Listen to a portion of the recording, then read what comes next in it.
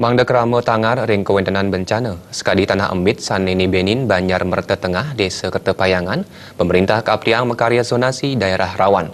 Ando punika kerama jagis tata waspada, rikalani ngelintang ring widangan, sanidangan keni bencana.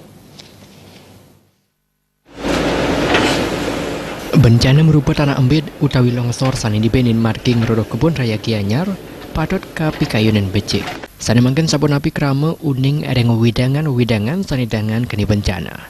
Kewentenan tanah sejeroning ngarepin agengnya neto ya sabah pina kawiwilan tanah Embit. Nabi balik kewentenan alih fungsi lahan ngawinang daerah resapan saen ngirangan.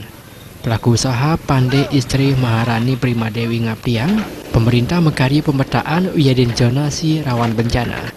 Widangan sanidangan keni bencana manda kesobihang ring ikrama saat tegap kedagingan terdengar merupa spanduk.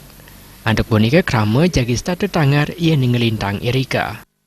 Harapan saya semoga pemerintah setempat dapat memberikan pertolongan gerak cepat ya melalui BPBD untuk menanggulangi bencana tanah longsor yang terjadi dan sekiranya memungkinkan untuk dibuatkan satu jalur alternatif di tanah longsor tersebut supaya pertama daerah yang longsor tidak makin meluas dan kemudian daerah tersebut supaya tidak terisolasi.